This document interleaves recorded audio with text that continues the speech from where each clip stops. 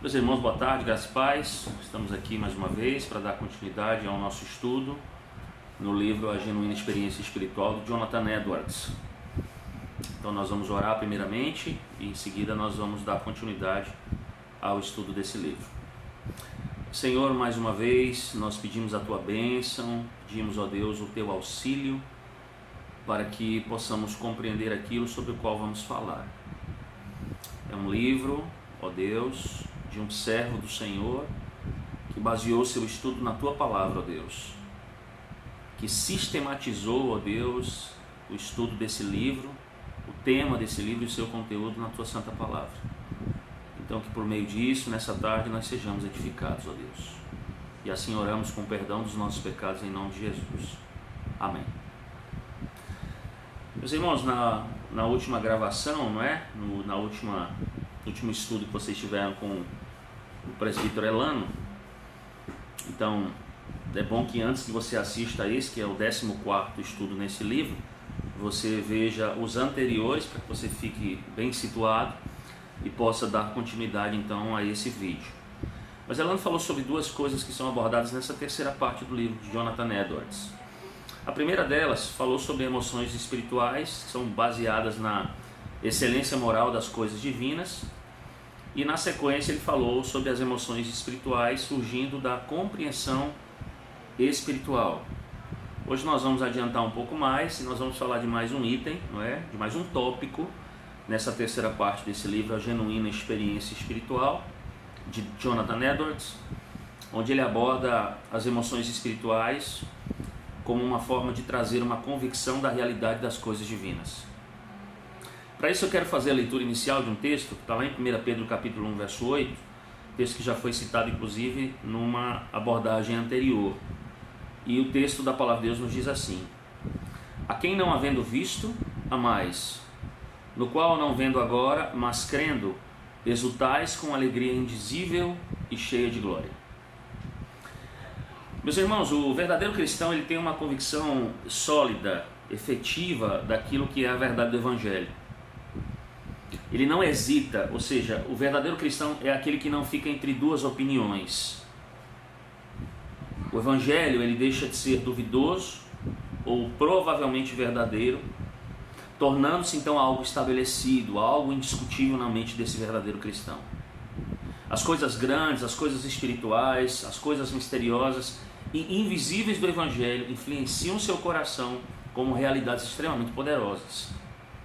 Então ele não tem simplesmente uma opinião de que Jesus seja o Filho de Deus, mas ele vai além disso, ou seja, Deus abre os seus olhos para ver que de fato isso é verdade. Quanto às coisas que Jesus ensina sobre Deus, sobre a vontade de Deus, a salvação, o céu, os atributos de Deus, o cristão ele tem isso como realidades indubitáveis, inquestionáveis na sua vida cristã. E dessa forma ele tem assim uma influência prática em seu coração. E também isso influencia o seu comportamento. Agora, é claro, meus amados irmãos, que nas Escrituras todos os verdadeiros cristãos têm essa convicção sobre as coisas divinas. Jonathan Edwards, então, argumentando sobre isso, ele menciona alguns textos, não é? Muito importantes acerca disso. O primeiro desses textos, meus amados irmãos, está lá em Mateus capítulo 16, versos 15 até o verso 17, quando diz: mas vós, quem dizeis que eu sou? Respondendo Simão Pedro disse: tu és o Cristo, o Filho de Deus vivo. Então Jesus afirmou: bem-aventurado és Simão Bar-Jonás, porque não foi carne e sangue quem tu revelou, mas meu Pai que está nos céus. Um outro texto que Jonathan Edwards utiliza aqui é o texto de João capítulo 17, versos 6 a 8, quando ele diz: manifestei o teu nome aos homens que me deste do mundo, eram teus, tu nos confiaste, e eles têm guardado a tua palavra. Agora eles reconhecem que todas as coisas que me tens dado provêm de ti, porque eu lhes tenho transmitido as palavras que me deste, e eles as receberam e verdadeiramente conheceram que saí de ti e creram que tu me enviaste. Edwards segue adiante ainda argumentando através do texto de 2 Timóteo capítulo 1, verso 12, Quando o apóstolo Paulo diz ali, porque sei em quem tenho crido, estou certo de que ele é poderoso para guardar o meu depósito até aquele dia. Ou também quando ele afirma, e nós conhecemos e cremos o amor que Deus nos tem. Palavras aí do apóstolo João. Então vejam, irmãos, existem muitas experiências religiosas que falham em nos trazer essa convicção. Muitas das chamadas revelações, elas são emocionantes, mas dificilmente convincentes. Elas não produzem uma mudança duradoura de atitude e muito menos de conduta pessoal. Vejam, existem pessoas que têm tais experiências, que vivenciam essas experiências, mas elas não agem sob influência prática de nenhuma convicção das realidades infinitas, eternas em suas vidas, dia após dia. As suas emoções, elas até ardem por algum tempo, elas urdem, elas os incentivam, os movem por algum tempo. Mas lá adiante, não muito tempo depois, morrem novamente, não deixando para trás nenhum tipo de convicção duradoura. Mas Edwards diz, irmãos, que entretanto, suponhamos que as emoções religiosas de uma pessoa surjam realmente de uma forte convicção que o cristianismo é verdadeiro.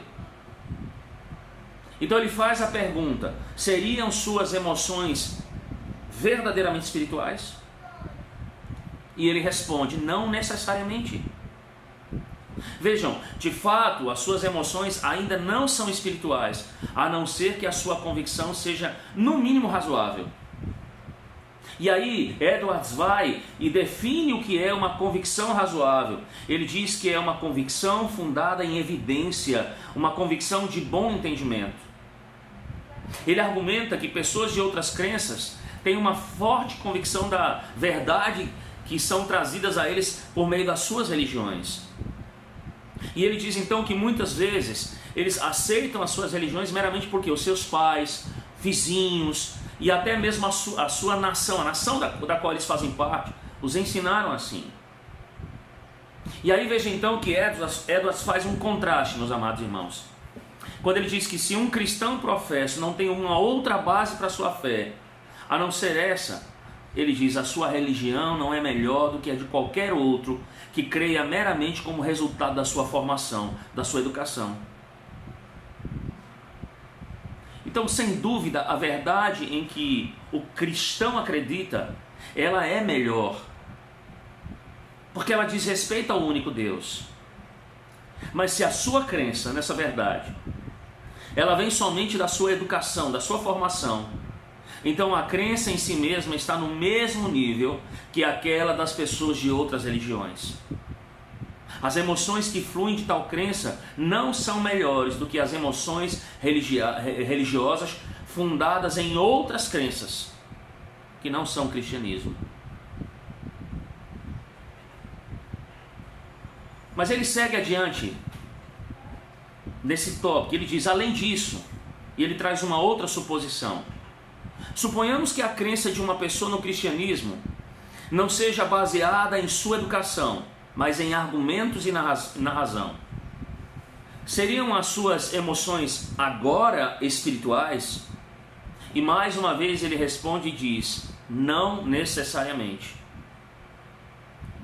Ele diz: emoções não espirituais, elas podem surgir até de uma crença razoável. A crença propriamente dita, ela há de ser espiritual bem como razoável.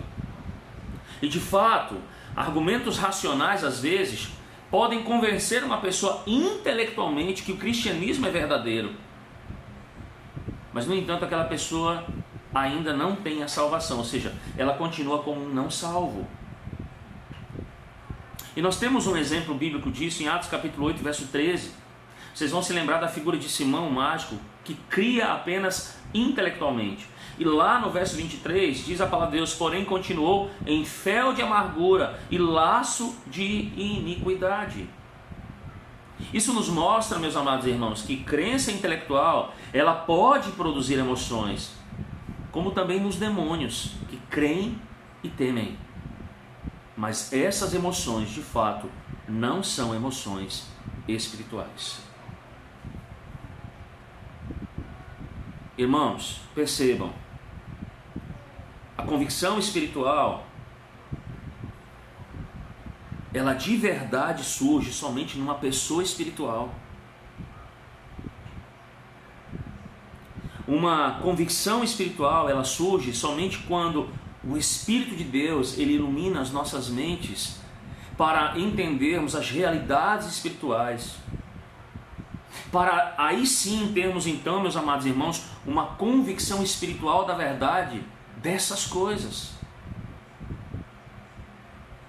Você deve se lembrar sobre a compreensão espiritual, que significa uma percepção interior da beleza espiritual das coisas divinas.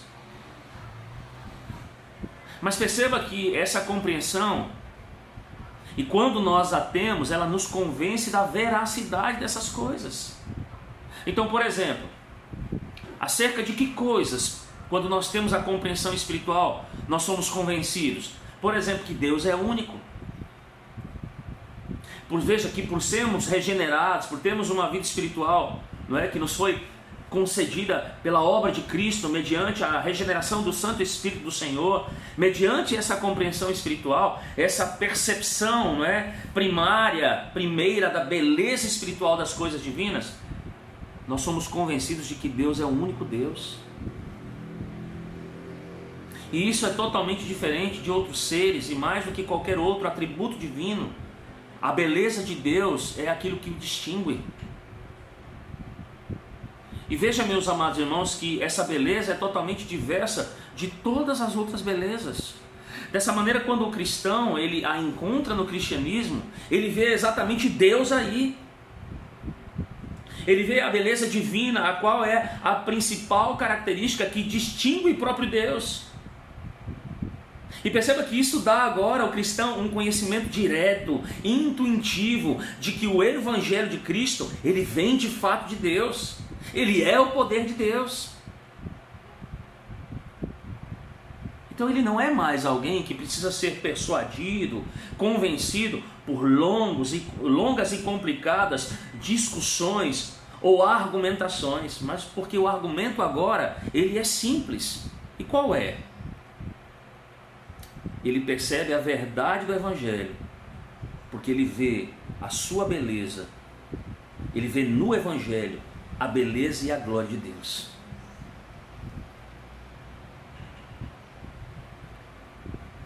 Porque ele vê no Evangelho, na beleza do Evangelho, a beleza do próprio Deus e a glória do próprio Deus.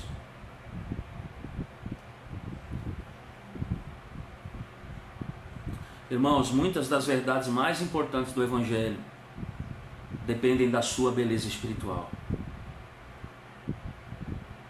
Uma vez que o homem natural não pode ver essa beleza, isso não deveria nos admirar de que ele não pode crer nelas. Ele não acredita nelas. Veja alguns exemplos então que Jonathan Edwards nos dá. Ele diz assim: a não ser que vejamos a beleza da santidade, estaremos cegos para a fealdade do pecado. Consequentemente, não entenderemos o modo como as Escrituras condenam o pecado, e nem o que dizem sobre a terrível pecaminosidade da humanidade. E ele continua: somente aquele a quem o Espírito Santo der essa habilidade de provar a doçura da santidade e o amargor do pecado, pode ver e sentir a terrível depravação do seu próprio coração. Então percebam, meus amados irmãos, é só dessa forma é que nós ficamos convencidos que as Escrituras falam a verdade. Por exemplo, falam a verdade acerca da corrupção da natureza humana, da depravação total do homem. Falam a verdade sobre a necessidade do homem em ter de fato um Salvador, ou seja, ele não é capaz de salvar a si mesmo, ele não é capaz de resolver o grande problema da sua alma, mas ele precisa se voltar para aquele que é o Salvador, que é o próprio Deus. Ele precisa se voltar para o poder de Deus, que de fato é o poder que pode mudar e renovar o coração do ser humano.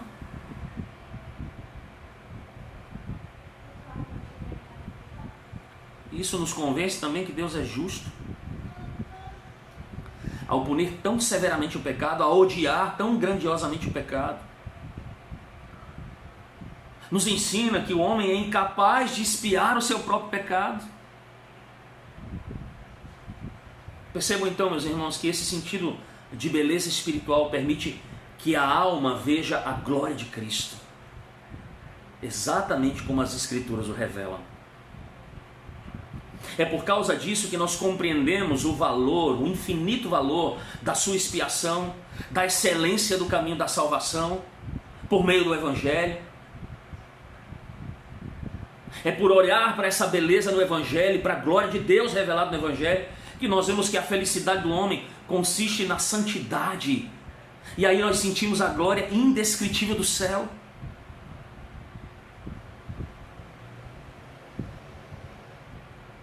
E que a verdade, todas essas coisas, mostra-se a alma do ser humano, quando ela recebe o sentido espiritual da beleza divina, que inclusive tem sido abordado aqui por Jonathan Edwards. Então perceba, se a convicção da verdade do Evangelho ela não puder surgir a partir desse sentido da sua beleza divina,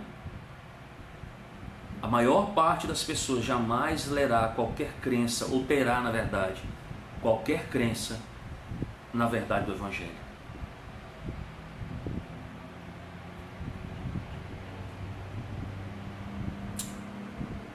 Pense, por exemplo, meus amados irmãos, em estudiosos e acadêmicos. Esses homens são homens extremamente privilegiados, porque eles podem ter crença, eles podem crer com base em, por exemplo, em evidência histórica. Mas quando nós falamos sobre evidência histórica, meus amados, isso não está ao alcance de qualquer um. Na verdade, isso não está ao alcance da maioria de nós. E a razão é muito simples. A evidência histórica, ela exige um conhecimento de muitos escritos históricos, de documentos históricos. Não apenas daquilo que envolve a Escritura, mas daquilo que está fora das Escrituras.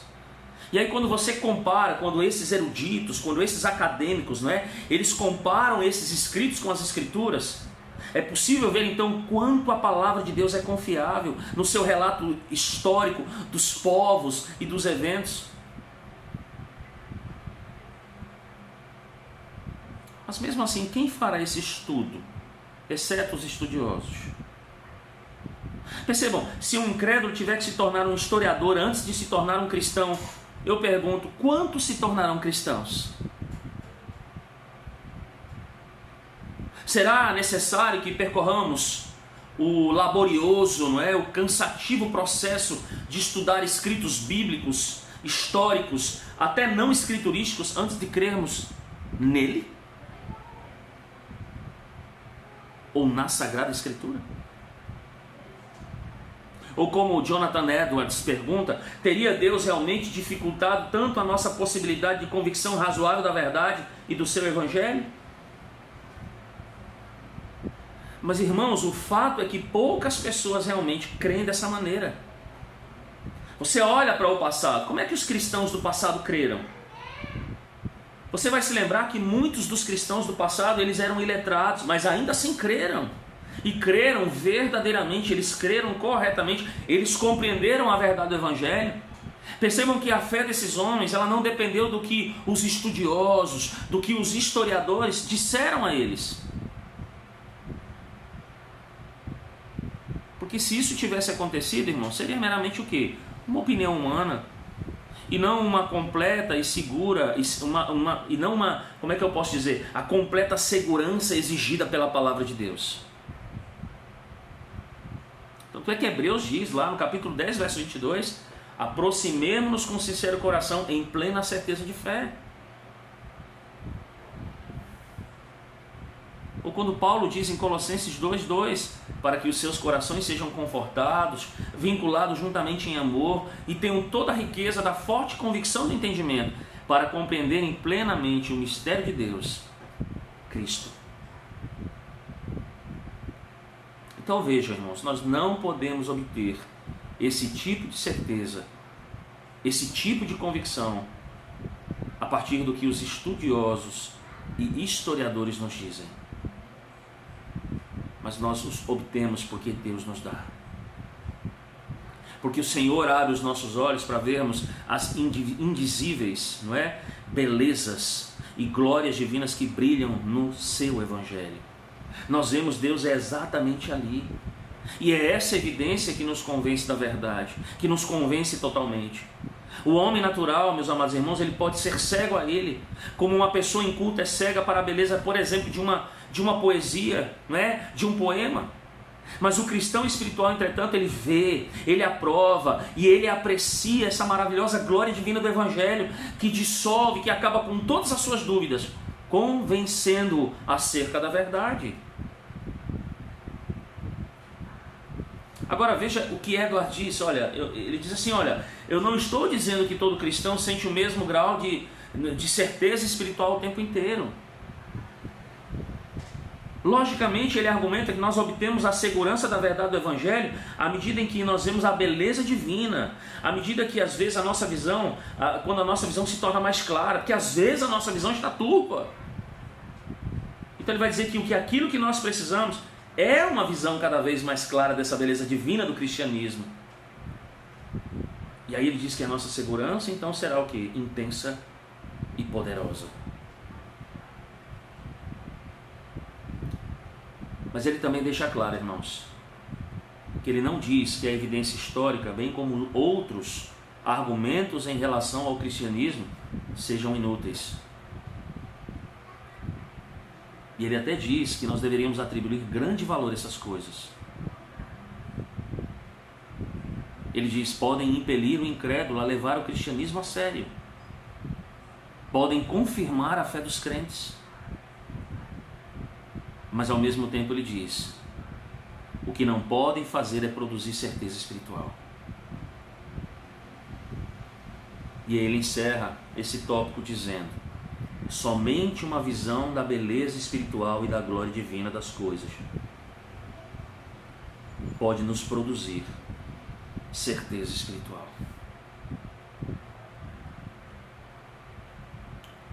E isso é uma obra de Deus no homem. A minha pergunta para você, meu amado irmão, você cultiva, você tem essa certeza espiritual? Você tem em você, não é? Como é que anda, por exemplo, não é? Em que grau, em que intensidade, ou se de fato ela existe? Existe essa visão da beleza espiritual e da glória divina em você?